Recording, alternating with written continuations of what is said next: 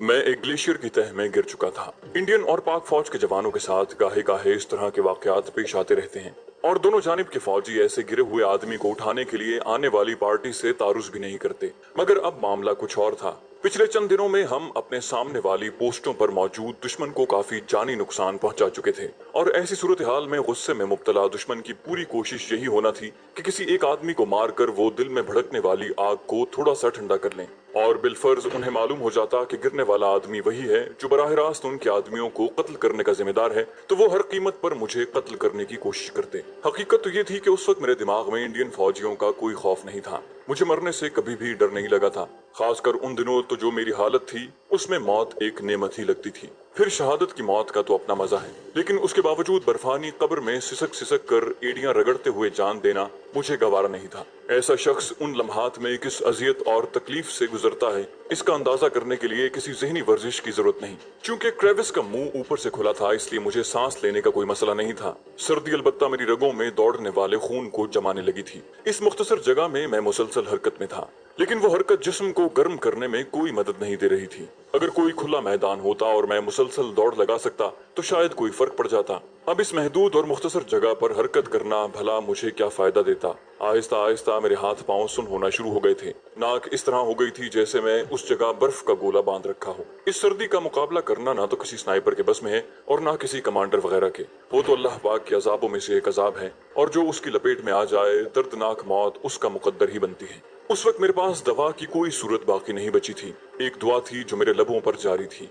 मुख्तलिफ कुरानी आयात का विर्द करते हुए कम से कम ये इत्मीनान तो मुयस्सर था कि मेरी मौत हालत इस्लाम में हो रही थी। अगर मौत की आमद का यकीन हो जाए तो इंसान को अपने गुनाह बड़े वाजे दिखाई देने लगते हैं। मेरी आंखों में भी अपने गुनाह उजागर हो गए थे। मैं ज़ेरे लब अपने रहीम व करीम रब से इन गुनाहों की माफी मांगने लगा। फिर मेरी निगाहों में अपने प्यारों की सूरतें घूमने लगी।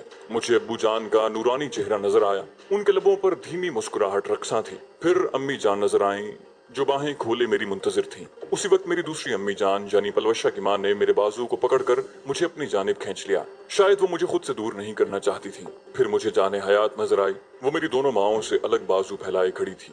राजू मेरे पास आ जाओ ना। मैं आहिस्ता से क्रेविस में बैठ गया। हाथ पांव की हरकत सुस्त पड़ना शुरू हो गई थी। मैंने आंखें बंद कर ली थी। एक सख्त किस्म की तकलीफ और ऐंठन मेरे बदन में शुरू हो गई थी। सैयदना फारूक आजम हजरत उमर रजी अल्लाह अन्हो ने एक बार हजरत अबी बिन काब रजी अल्लाह अन्हो से पूछा कि वक्त नज़ा की तकलीफ कैसी होती है, तो उन्होंने जो जवाब दिया उसका मफहूम कुछ इस तरह है। या अमीरुल मोमिनीन, एक कांटेदार झाड़ी को जिस्म में दाखिल किया जाए और उसके कांटों से जिस्म के तमाम अंदरूनी आज़ा को लपेट कर मुंह के रस्ते एक झटके से बाहर खींचा जाए तो कैसा महसूस होगा।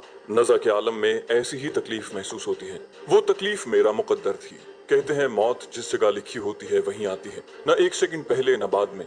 सैयदना इज़राइल अलैहिस्सलाम मुकर्रर वक्त पर तशरीफ लेके आ जाते हैं और उस वक्त मैं उन्हीं के इंतजार में आंखें बंद किए बैठा हुआ था। अब नामालूम मेरे लिए कितनी घड़ियां बकाया थीं।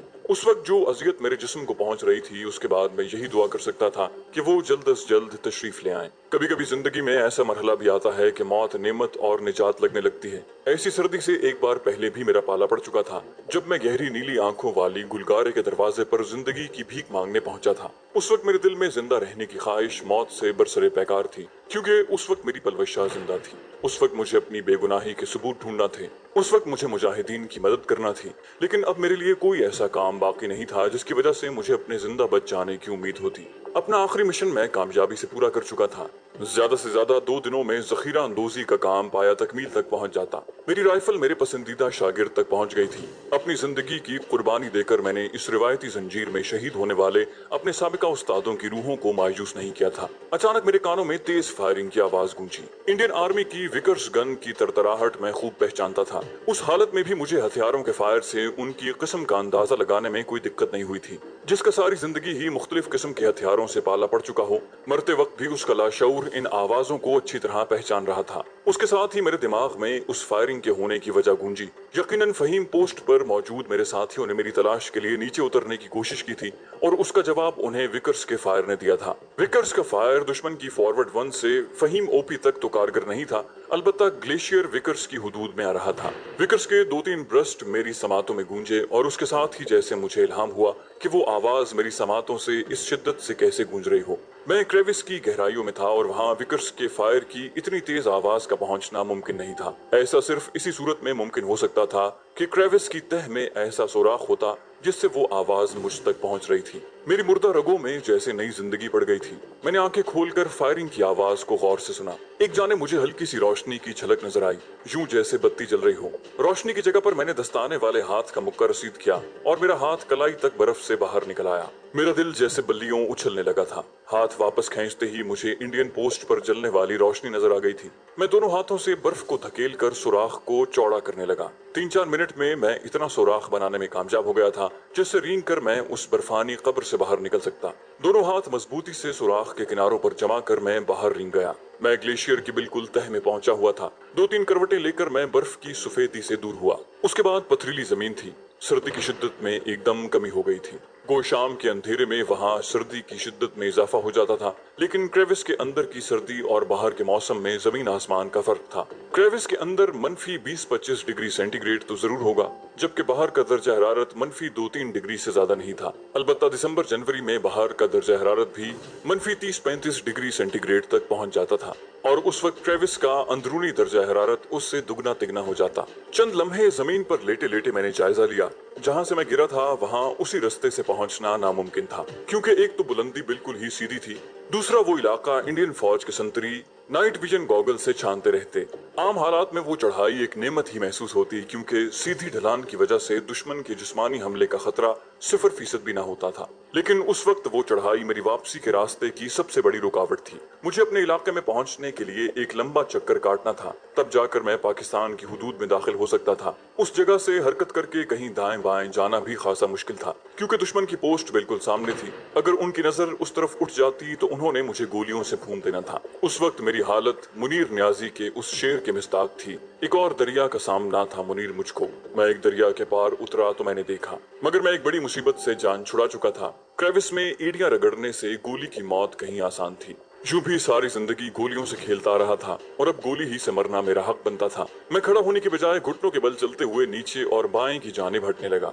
वहां मैं दुश्मन की पोस्ट के बिल्कुल सामने था। थोड़ा सा एक जानिब होते ही मैं खड़ा होकर दाएं जानिब मौजूद नाले में हरकत कर सकता था। क्रेविस और क्लैशनकोफ का फायर वक्फे वक्फे से जारी था। अंधेरा गहरा होता जा रहा था, लेकिन शदीद आलात की मौजूदगी इस अंधेरे को बेकार कर देती और इंडियन आर्मी के पास ऐसे आलात कसीर तादाद में मौजूद हैं। शदीद आलात में सबसे खतरनाक सोफी थर्मल साइट है, क्योंकि ये घुप अंधेरे में होने वाली मामूली हरकत को जाहिर कर देती है, बल्कि हरकत न करने पर भी ये जानदारों की निशानदही बहुत आसानी से कर देती है। इसके ब्लैक एंड व्हाइट नजारे में जिंदा अशिया सफेद धब्बों की तरह नजर आती हैं और बेजान अशिया काले धब्बों की सूरत में। इसलिए जहां भी सफेद धब्बा नजर पड़े, साइट में झांकने वाले को फौरन किसी जिंदा जिस्म की मौजूदगी का इदराक हो जाता है। हरकत करने से मेरा जिस्म भी आहिस्ता आहिस्ता गर्म होना शुरू हो गया था। क्रेविस की जानलेवा सर्दी धीरे धीरे मेरे रगों पैर से दूर होने लगी। मेरे दिल में देख लिए जाने का अंदेशा मौजूद था और उस अंदेशे ने जल्द ही हकीकत का रूप धार लिया। तेज फायरिंग की आवाज के साथ गोलियों का रुख मुझे अपनी जानिब होता महसूस हुआ। मैंने फौरन ही एक पथरीली चट्टान की आड़ ले ली। दाएं बाएं लगने वाली गोलियों ने मेरी नस नस में बिजली भर दी थी। मैं ज्यादा देर वहीं पड़ा दुश्मन की किसी तलाश पार्टी का इंतजार नहीं कर सकता था। फहीम ओपी से पाकिस्तान की माया नाज गन LMG की तड़तड़ाहट एक तसलसल से सुनाई देने लगी। ये तड़तड़ाहट भी मेरे लिए खतरे का निशान थी, क्योंकि उसकी कोई उचटती हुई गोली मेरा मिजाज पूछ सकती थी। लेकिन उस वक्त अपने साथियों तक ये परेशानी पहुंचाने का कोई जरिया मेरे पास मौजूद नहीं था और ना दुश्मन की किसी पार्टी का मुकाबला करने के लिए मेरे पास कोई हथियार था। विकर्स के फायर में जरा सा ठहराव आते ही मैं भागकर नीचे जाने लगा। नाले में जाकर दुश्मन की चलाई हुई गोलियों से महफूज हो सकता था। फिलहाल अंधेरा इतना गहरा नहीं हुआ था। मेरी आंखों को दाएं बाएं बिखरी हुई चट्टानों का इदराक अच्छी तरह हो रहा था। अलबत्ता छोटे मोटे पत्थर मेरी नजरों से ओझल थे। तेजी के साथ मैंने दुरुस्ती का दामन भी हाथ से न छोड़ा। नीचे गिरने की सूरत में मुझे शदीद चोट भी लग सकती थी। एक बार फिर फायर की आवाज सुनते ही मैंने करीब मौजूद एक पत्थरी आड़ ले ली। मेरे लिए सबसे मुफीद बात यह थी कि वो शिस्त लेकर फायर नहीं कर सकते थे। सोफी साइट से वो मेरी हरकत तो देख सकते थे, लेकिन वो साइट विकर्स पर नहीं लगाई जा सकती थी कि वो मेरा निशाना साध सकते। यकीनन एक आदमी सोफी नाइट साइट में देखकर फायर करने वाले को सिधाई दे रहा होगा और इस तरह किसी को निशाना बनाना मुमकिन ना होता। जबकि विकर्स पर लगाई जाने वाली शदीद साइट की रेंज इतनी ज्यादा नहीं थी कि उससे 500-600 मीटर पर कारगर फायर किया जा सकता। Sophie thermal night sight 3rd generation है और इसके मुताल्लिक कहानी की इब्तिदा में बता चुके हैं। मैं इस पत्थर के पीछे ज्यादा वक्त नहीं गुजार सकता था। चंद गज दूर नजर आने वाले दूसरे पत्थर के हजूले को निगाह में रखकर मैं सुर्रत से वहां मुंतकिल हो गया। फहीम ओपी और दुश्मन की फॉरवर्ड 1 के अलावा भी दूर दूर से फायरिंग की आवाजें आ रही थी। पूरा सेक्टर ही फायरिंग की आवाजों से गूंज उठा था। सरहदी इलाके में इस तरह होना कोई अनहोनी बात नहीं है। तमाम पोस्टें एक दूसरे की देखा देखी फायरिंग शुरू कर देती हैं। नाले में उतरते ही मैं किसी मखसूस समत को इख्तियार करने के बारे में मुतजब्जब हो गया। वो इलाका मेरा देखा भाला नहीं था। मैंने नक्शे के जरिए उस इलाके का सरसरी जायजा तो लिया था, लेकिन चूंकि उस इलाके में किसी मिशन के लिए नहीं जाना था, इसलिए मैंने ज्यादा बारीक बीनी से नक्शा पढ़ने की जरूरत महसूस नहीं की थी। मेरा काम तो बस दुश्मन की 2 पोस्टों पर फायर करना था और मैंने अपनी पोस्ट से कहीं भी नहीं जाना था। अब जबकि मैं इत्तेफाकी तौर पर नीचे आ गया था तो मुझे उस इलाके से वाकफियत की जरूरत महसूस हो रही थी। पहाड़ी इलाके में समत को बरकरार रखना यूं भी निहायत मुश्किल होता है। तमाम रास्ते भूल भुलैयों की तरह एक दूसरे में गड़बड़ हो रहे होते हैं। सोने पर सुहागा ये कि उस इलाके में पाकिस्तान इंडिया की सरहद भी किसी तरतीब से नहीं बनी हुई, बिल्कुल टेढ़ी मेढ़ी सरहद है। कहीं इंडियन आर्मी पाकिस्तानी सरहद में आगे तक चली आई है और कहीं पाक आर्मी कई किलोमीटर तक इंडिया में घुसी हुई है। इन तमाम मसाइल को मद्देनजर रख कर आप सोच सकते हैं कि मैं किसी मखसूस समत को इख्तियार करने के लिए कितना मुतजब्जब हो सकता था। मगरबी नाले में अगर सीधा चलता तो आगे बाएं हाथ खुर्रम ओपी आती, मगर उस जगह उसकी बुलंदी उबूर करना मुमकिन नहीं था और फिर उसके सामने दुश्मन की पोस्ट 777 भी मौजूद थी। मैं जिस नाले में उस वक्त मौजूद था को वो दोनों ममालिक की अफवाज की निगरानी में था, मगर नाले के अंदर पाकिस्तान से ज्यादा इंडियन आर्मी का कब्जा था और इसकी वजह ये थी कि उस जानिब पाक आर्मी के जवान नाले में उतर नहीं सकते थे, जबकि इंडियन आर्मी के फौजियों की वहां तक रसाई निहायत आसान थी। इसी तरह इंडियन फौजी निहायत आसानी से नाले में मौजूद अफराद को फायर का निशाना बना सकते थे, जबकि पाक आर्मी का कोई मुस्तनद स्नाइपर तो नाले में कामयाब फायर कर सकता था। आम फायरर की रेंज से वो नाला दूर था। मैंने सरसरी तौर पर सोचकर मगरिब की जानिब जाने का फैसला किया और इसकी वजह ये थी कि मशरक की जानिब रुख करने के लिए मुझे फॉरवर्ड 1 के सामने से गुजरना पड़ता। एक नतीजे पर पहुंचते ही मैं दौड़ पड़ा, मगर ये दौड़ना मैदानी इलाके की तरह सरपट भागना नहीं था। इसकी वजह एक तो ऑक्सीजन की कमी थी, दूसरा दिखाव भी न होने के बराबर था। फॉरवर्ड 1 और 777 के दरमियान एक नाला गुजर रहा था, जबकि खुर्रम ओपी और फहीम ओपी के दरमियान कोई नाला नहीं पड़ता था। दोनों पोस्टों के दरमियान एक दुश्वार गुजार पहाड़ी सिलसिला था जो खुर्रम ओपी के बेस के पास जाकर नीचे दब जाता और वही जगह खुर्रम ओपी का बेस थी, लेकिन उस बेस की चढ़ाई नाले की तरफ से बिल्कुल सीधी थी। अलबत्ता 777 से गुजरकर यकीनन रास्ता मौजूद होना चाहिए था, क्योंकि फहीम ओपी के पोस्ट कमांडर के बकौल दुश्मन के कब्जे में जब ये ओपी थी तब वो उसी तरफ से अपने आदमी ऊपर चढ़ाया करते थे। अब मुझे उस जगह तक पहुंचना था। 777 पोस्ट की रोशनी नजर आते ही मैंने अपनी रफ्तार आहिस्ता कर ली थी। उस जगह से मुझे एहतियात से गुजरना था। उस वक्त पोस्ट के मुतवाजी होने में 100 गज का फासला रहता होगा कि अचानक माहौल धमाके की आवाज से गूंज उठा। गोली मेरे करीब से शू करके गुजर गई। मैं फौरन मुंह के बल लेट गया। उसके साथ ही मेरे कानों में किसी की चिल्लाती हुई आवाज आई, बेवकूफ इंसान, तुम्हें किस उल्लू के पट्टे ने फायर करने को कहा है। उन्होंने मेरे लिए नाकाबंदी की हुई थी और मैंने बगैर किसी शक शुबे के उनके काबू में आ जाना था, लेकिन एक आदमी की बेसब्री या इस्तराब ने मुझे चौकन्ना कर दिया। इसी बात पर सीनियर उसे डांट रहा था। नीचे लेटते ही मैं पीछे हटने लगा। हथियार की गैर मौजूदगी मुझे बेदस्तोपा बना रही थी। इस मर्तबा सीनियर ने तमाम को इजाजत दी। अब वो भाग रहा है, फायर करो। एकदम गोलियों की तड़तड़ाहट शुरू हो गई थी। मेरे लेट जाने की वजह से हदफ उन्हें नजर नहीं आ रहा था। वो बस अंदाजे से फायरिंग कर रहे थे। वो अपनी जगह पर मौजूद रहकर फायर कर रहे थे। उसकी बजाय अगर वो आगे बढ़कर मुझे गिरफ्तार करने की कोशिश करते तो कामयाब हो गए होते। महसूस यही हो रहा था कि उन्हें मेरे पास हथियार की मौजूदगी का खतरा था और यही बात उन्हें आगे बढ़ने से रोके हुए थी। एक पत्थर की आड़ में रहते हुए मैं पीछे खिसकता रहा। चंद गज पीछे एक बड़ी चट्टान तक पहुंचकर मैंने चट्टान की आड़ ली और तिरछा होकर भाग पड़ा। जिस तरह दुश्मन ने 777 पोस्ट से नाले में उतरकर मेरे लिए घात लगाई थी, मेरे अंदाजे के मुताबिक उन्हें फॉरवर्ड 1 से भी उतरना चाहिए था। इसका मतलब यही था कि उस नाले के दोनों जानिब यानी मगरिब और मशरिक में दुश्मन के मुसल्लह अफराद मौजूद थे। जुनूब की तरफ खड़ी ढलाने और शुमाल की जानिब दुश्मन की पोस्टें थीं। इस चूहेदान में सिर्फ एक रास्ता बाकी था जहां से मेरे भागने की थोड़ी बहुत उम्मीद बाकी थी, और वो फॉरवर्ड 1 और 777 के दरमियान मौजूद नाला था। ये नाला शुमाल की जानिब निकल रहा था। इस नाले में भी आगे जाकर तो लाजमन दुश्मन की पोस्टों ने मौजूद होना था, लेकिन उस वक्त मरहला तो उस घेरे से निकलने का था। अगर तो दुश्मन के सिपाहियों ने उस नाले पर भी अपने आदमी खड़े किए होते तब तो मेरा मारा जाना यकीनी था, या कम से कम पकड़ा जाना यकीनी था। अकब में मुझे दुश्मन की ललकारें और चीखो पुकार सुनाई दे रही थी। दुश्मन के उन आदमियों ने लाजमन फॉरवर्ड 1 पोस्ट वालों को मेरे भाग निकलने का और उनकी जानिब रुख करने का बता दिया होगा। जल्द ही मैं दोनों पोस्टों के दरमियान मौजूद नाला मोड़ पर पहुंच गया। मशरकी और मगरबी दोनों नालों का पानी शुमाली नाले ही में में गिर रहा था, गोया शुमाल की जानिब उतर आई थी। शुमाली नाले में मुड़ते ही मेरे कदमों की रफ्तार में तेजी आ गई थी। एक पत्थर से ठोकर खाकर मैं तीसरी मर्तबा गिरा और उठकर फिर भाग पड़ा। भागते हुए मेरी नजर दाएं जानिब ढलान पर पड़ी। 500-600 गज दूर टॉर्चों की रोशनियां शुमाली नाले की जानिब बढ़ती हुई नजर आ रही थी। वो शुमाली नाले पर भी नाका लगाने आ रहे थे, लेकिन शायद उन्हें थोड़ी सी देर हो गई थी, और देर की वजह उनकी गफलत की बजाय वक्त की कमी थी, क्योंकि मेरे फहीम ओपी से नाले में गिरने और दुश्मन को इस बारे में मालूम होने के बाद इतना वक्त नहीं गुजरा था। दुश्मन ने पहले इन 2 रस्तों की नाकाबंदी की थी जहां से मेरा भाग निकलना यकीनी था, और अब जबकि मैं 111 पोस्ट के आदमियों की घात से बच निकला था तो उन्हें भी शुमाली नाले का ख्याल आ गया था। टॉर्चों की रोशनी को देखते ही मेरे कदमों में तेजी आ गई थी। मुसलसल अंधेरे में रहने की वजह से मेरी आंखों की कारकर्दगी काफी बढ़ चुकी थी। गो मैं काफी दफा ठोकर खाकर गिर चुका था, लेकिन उस वक्त एहतियात से चलना मेरे लिए मुमकिन नहीं था। मेरी सांस धूकनी की मानिंद चल रही थी। ऑक्सीजन की कमी तेज रफ्तारी की राह में बड़ी रुकावट होती है, और चूंकि यही मसला दुश्मन को भी दरपेश था, इसलिए वो मुझसे ज्यादा तेज रफ्तारी नहीं दिखा सकते थे। यूं भी मेरी मिसाल उस हिरन की थी जो जान बचाकर भाग रहा हो, और ऐसी हालत में हिरन दुनिया के तेज रफ्तार जानवर चीते को भी मात दे जाता है। मैं शुमाली नाले में आगे गुजरता चला गया।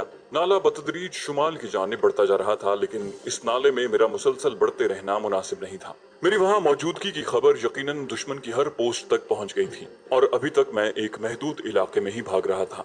इस महदूद जगह को घेरना दुश्मन के लिए मुश्किल नहीं था। मुझे बचने के लिए उस जगह से ज्यादा फासला पैदा करना जरूरी था, और इसी बात में मेरी निजात थी। उसके साथ ये भी जरूरी था कि मैं ऐसे रास्ते पर हरकत न करता जो दुश्मन को मेरे भागने की समझ से आगाह रखता। यही सोचकर नाले में 500-600 गज आगे जाते ही मैंने भागना मौकूफ करते हुए बाएं जानिब मौजूद ढलान पर चढ़ना शुरू कर दिया। यूं के बुलंद होने के साथ मेरा आगे का सफर भी जारी रहे। पहाड़ की बुलंदी पर तो अगर आदमी तेज कदमों से चलता हुआ जाए तब भी सांस बहुत ज्यादा चढ़ जाता है। उस वक्त भी मेरा सीना जैसे फटने के करीब था। 2 मिनट रुककर मैंने सांस बहाल किया और इस दौरान दाएं बाएं का जायजा लेता रहा। नाला मिलाप पर टॉर्चों की रोशनी नजर आना बंद हो गई थी। नामालूम दुश्मन वहीं रुक गया था या नाले में आगे बढ़ गया था। ये भी मुमकिन था कि एक पार्टी वहीं रुक गई हो और दूसरी नाले में आगे बढ़ती आ रही हो। अचानक ही नाला मिलाप की जानिब जबरदस्त किस्म की फायरिंग की आवाज उभरी। नामालूम वो तलाशी फायर कर रहे थे या कोई बदकिस्मत जानवर उनके आगे चढ़ गया था। सांस बहाल होते ही मैं फिर बुलंद होने लगा। पहाड़ी ढलान पर रास्ता न होने की सूरत में सफर करना कितना मुश्किल और दुश्वार है, उसके बारे में सिर्फ वही शख्स अंदाजा कर सकता है जिसका वास्ता पहाड़ों से पड़ चुका हो। टेलीविजन स्क्रीन के सामने बैठकर सरसब्ज पहाड़ों के नजारे करना और बात है, लेकिन जब खुद इंसान का इन पहाड़ों से वास्ता पड़ता है तो मालूम होता है कि इन सुहाने नजारों के पीछे क्या मुसीबत छुपी है। गिरता संभलता मैं आगे बढ़ता रहा। चंद 100 गज के बाद अचानक ही मैं ऐसी जगह पहुंच गया जहां रास्ता बना हुआ था, और ये रास्ता खतरे का बहुत बड़ा निशान था। इस इलाके में रास्ता सिर्फ इंडियन फौज की आमदोरफ्त से ही बन सकता था। वो खालिसतन सरहदी इलाका था जहां सिविल आबादी काफी पीछे थी। मैं रास्ते को नजरअंदाज करके आगे बढ़ने लगा। अब मेरे कदमों में तेजी से ज्यादा एहतियात दराई थी। दुश्मन कहीं भी घात लगाकर बैठा हो सकता था, और तेज कदमों से जहां मेरा सांस फूल रहा था और गहरे सांसों की आवाज दूर तक सुनाई दे सकती थी, वहीं पांव के नीचे आकर लुढ़कने वाले रोड़े और कंकर भी मेरा राज फाश कर सकते थे। मजीद 100-150 गज चलने के बाद मुझे उस एहतियात का फल मिल गया। एक ही दम मेरे कानों में रेडियो सेट की खड़खड़ाती हुई आवाज पड़ी और मेरे कदम रुक गए। 50-60 कदमों के फासले पर बैठा कोई रेडियो सेट पर बात कर रहा था। यस सर, हम अपनी जगह पर पहुंच गए हैं, ओवर। पूछा गया, नाले में उतरे हो या ऊपर बैठे हुए हो, ओवर। पहाड़ी पे बैठा हुआ आदमी बोला, करीब 150 गज बुलंदी पर बैठे हुए हैं, ओवर। पूछा गया, तुम्हारे साथ कितने आदमी हैं और शब्दीद ऐनक मौजूद है, ओवर। वो बोला, टोटल 5 आदमी हैं और शब्दीद ऐनक नहीं है, ओवर। पूछने वाले के लहजे में झल्लाहट थी, क्यों नहीं है, ओवर। जवाबन तफसील बताते हुए कहा गया, सर पोस्ट पर 3 शब्दीद ऐनकें थीं। पोस्ट कमांडर ने 2 तो पोस्ट पर मौजूद संतरियों के हवाले कर दी और तीसरी हमसे पहले निकलने वाली पार्टी ले गई, ओवर। दूसरी तरफ से कहा गया, अंधेरा है, एहतियात से काम लेना, दुश्मन गायब हो चुका है और अंदाजा है कि वो इसी नाले में मौजूद है, ओवर एंड ऑल कहकर सीनियर ने बातचीत खत्म कर दी। उसके साथ ही वो किसी दूसरी पार्टी को पुकारने लगा था। वहाँ पर मौजूद आदमी आपस में बातें करने लगे। सबका मौजू मैं ही था। कोई बोला, मुझे लगता है वो आगे निकल गया है। दूसरा बोला, दीपराज तुम्हारा दिमाग खराब है।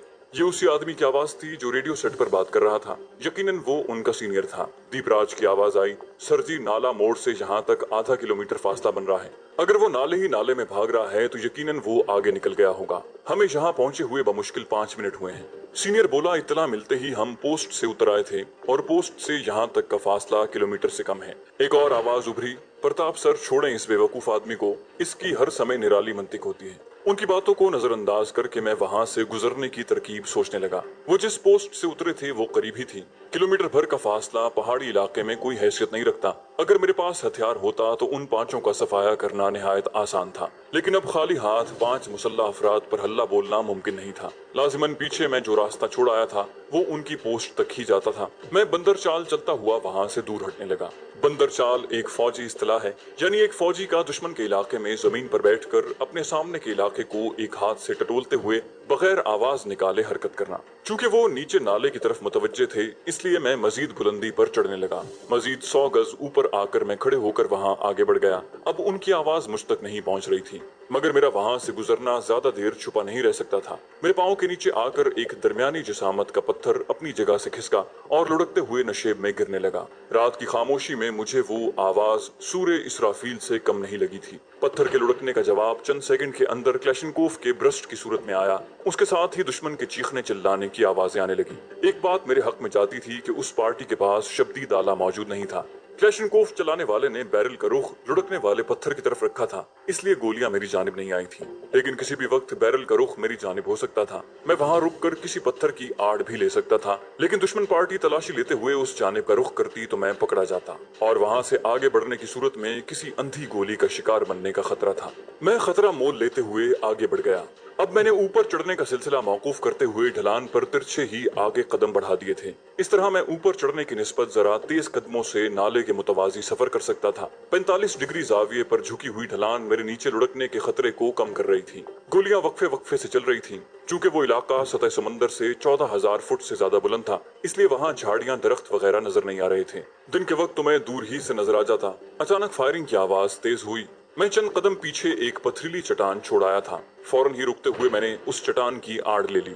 न जाने में दुश्मन को नजर आ गया था या यूं ही उन्हें एमुनिशन को जाया करने का शौक था। अकब में मुझे 200-250 कदम दूर टॉर्चें रोशन नजर आ रही थीं। आने वालों का रुख उसी जानिब था। 2 टॉर्चों को रोशन देखकर मुझे ख्याल आया शायद उनके 2 आदमी ही इस तरफ आ रहे हैं और बाकी वहीं बैठे हुए हैं। अगर आने वाले वाकई 2 थे तो मैं हथियार हासिल करने की कोशिश कर सकता था। हथियार के अलावा मैं बिल्कुल ही बेदस्तोबा था। इस ख्याल ने मुझे वहीं लेटने पर मजबूर किए रखा। अगर वो 5 ही उस समत को आ रहे थे तब तो मेरा बचना मुहाल हो जाना था, लेकिन इसके बावजूद मैंने उठने की कोशिश नहीं की थी, क्योंकि वो छोटे छोटे ब्रश चलाकर मुसलसल फायर करते हुए आगे बढ़ रहे थे। यूं ही 2-2, 3-3 गोलियां चलाकर उन्होंने पूरी मैगजीन खत्म कर दी। वो रुककर टॉर्च की रोशनी में नई मैगजीन लगाने लगे। क्लैशनकोफ दोबारा कॉक करके वो चल पड़े। नई मैगजीन से उन्होंने फायर नहीं किया था। 50-60 कदम दूर ही उनकी बातों की आवाज आने लगी। इलाके को मद्देनजर रखकर वो आगे पीछे होकर आगे बढ़ रहे थे। उस इलाके में फैलकर आगे बढ़ना काफी मुश्किल है, बल्कि ज्यादातर जगहों पर तो नामुमकिन हो जाता है। अब मुझे वाज़े तौर पर नजर आ गया था कि वो 2 ही थे।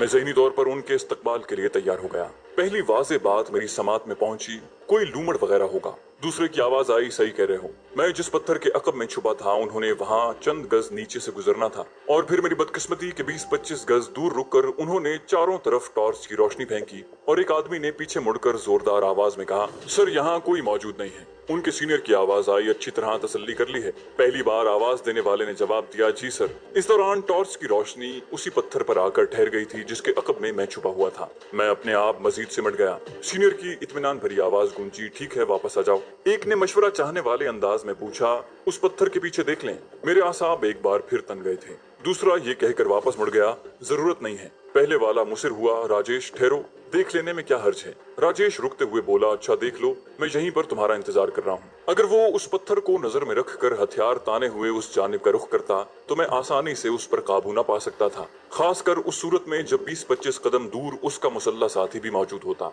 राजेश की बेदिली देखते हुए उसने भी इरादा मंसूख कर दिया, रहने दो। मेरे तने हुए आसाब ढीले पड़ गए। मैं वहीं पड़ा उनके दूर जाने का इंतजार करता रहा।